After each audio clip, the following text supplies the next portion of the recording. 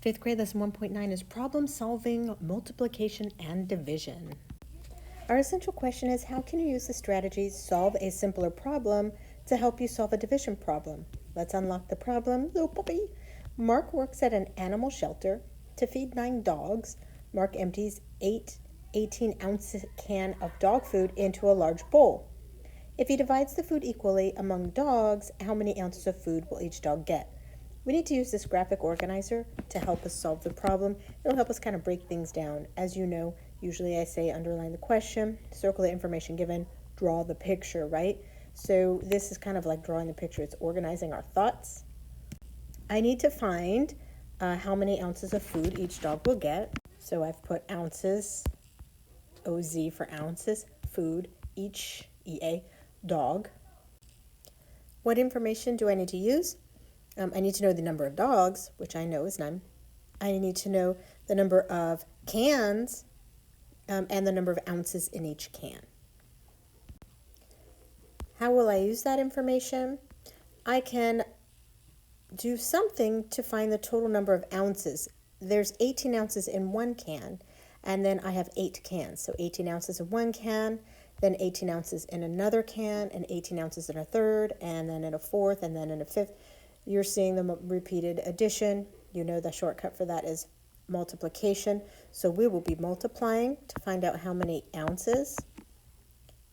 And then once we have that, we can solve the simpler problem by piecing apart that division like we did in the previous lesson to divide by 9 because of the amount of dogs. So first we're going to multiply to find the total number of ounces of dog food. That was the 8 cans with 18 ounces in each can, so 8 times 18. We know how to do that just fine. 8 times 8, 64. 8 times 1 is 8, plus 6, 14. There's 144 ounces of dog food. And so if there are 9 dogs, to find the number of ounces each of the dogs will get, I need to divide that or split that 144 ounces up evenly amongst the 9 dogs, and that is division.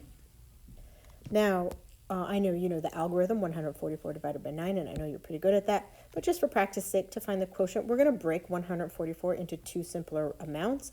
We're going to do 90 because we're dividing by 9. And 90 plus what gives me 144? It would be 90 plus 54. Oopsie, 54. Then I will regroup and get 90 divided by 9 there. 54 divided by 9 there. We know that 90 divided by 9 is 10, and we know that 50 divided by 9 is 6. They did that for us, but hopefully you know that one in your head by now. Hopefully, if we achieved our goal from last year, you memorized your multiplication facts, and that one was no problem. 10 plus 6 is 16, so each dog will get 16 ounces. Of course, yes, I know you remember your algorithm. 9 goes into 1 0 times. Just as a review, 9 goes into 14 only once with 5 left over. And 9 goes into 54 6 times. Exactly. And there we are. 16. 16. Let's try another problem. Michelle is building shelves for her room. She has a plank, 137 inches long, and she wants to cut it into 7 shelves of equal length. Cutting it up into equal-sized pieces, we know that's division. The plank has jagged ends, so she will start by cutting 2 inches off of each end. How long will each shelf be? Okay, what do I need to find? They want me to find how long each shelf will be.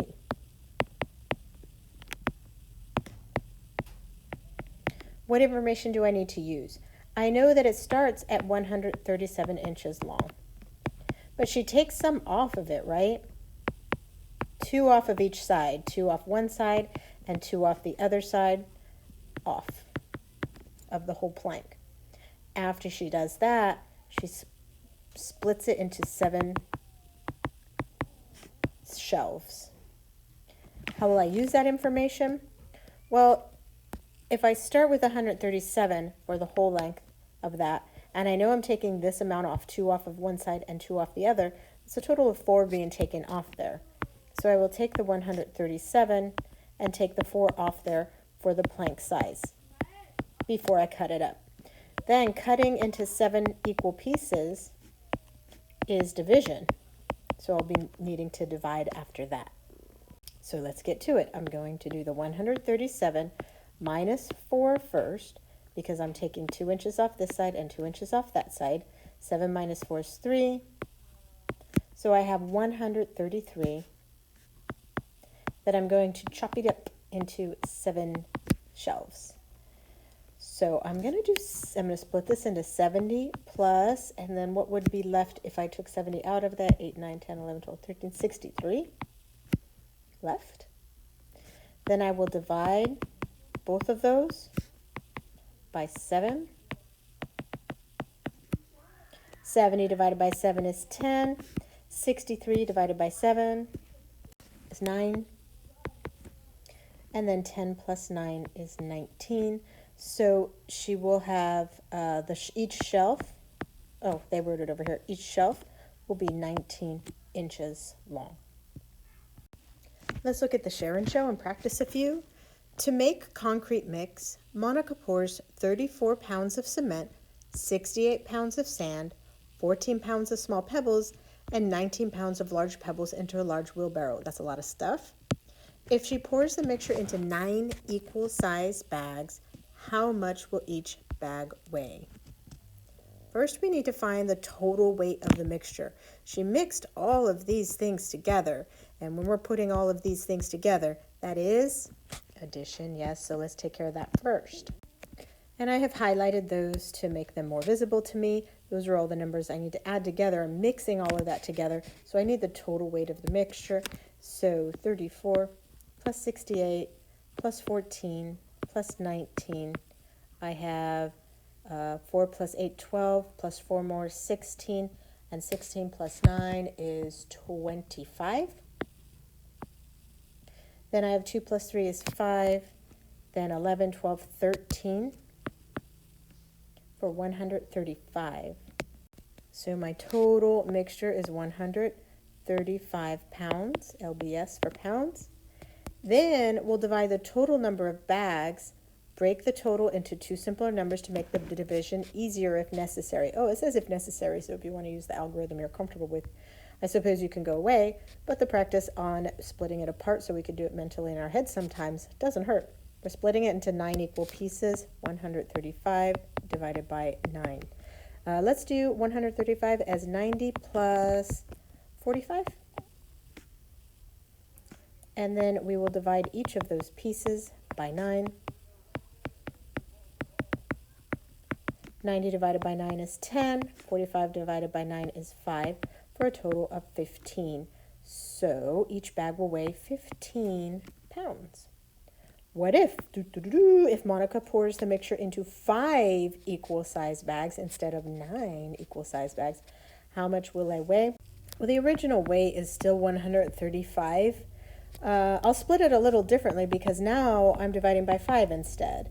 So I'll do 50 and 50 to make 100, and then 35.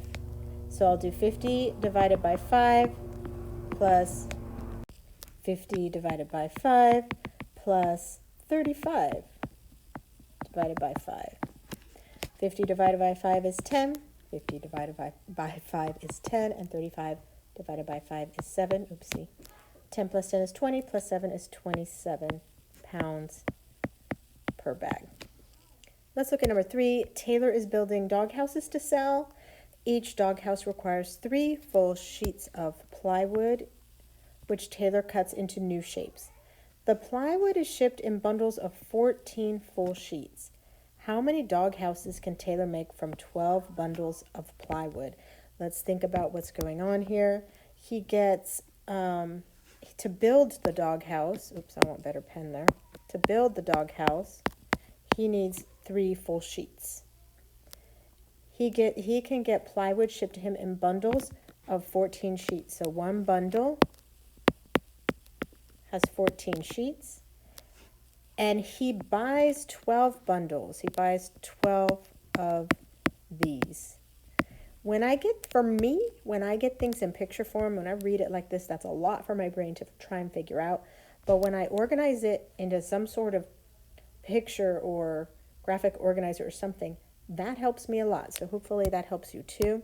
Because now I can see, well, if I have 14 in each one and I'm buying 12 of those, I'm going to do multiplication here to find out exactly how much total I have. So that's what I want to do first, is 12 times 14 to find out how many I have. 12 times 14, 4 times 2 is 8, 4 times 1 is 4. 1 times 2 is 2, 1 times 1 is 1, 8, 6, 168 of the plywood sheets. And I am dividing it by 3 for every doghouse. 3. Okay, I can use the standard algorithm for that, or I can break this apart. On this one, I feel like just using my standard algorithm on it because I am in my mind, because I'm trained to do like the multiple of 10 of this, I would be doing 30 and 30 and 30 a couple of times, and I feel like I would just rather use the algorithm. 168 divided by 3. You guys are good at that, so why not? 3 times what number gets me to 1? Nothing. 3 times what number gets me as close as possible to 16? 3 times 5 gets me to 15. I have 1 left over, bring down the next player, and 3 times 6 is 18.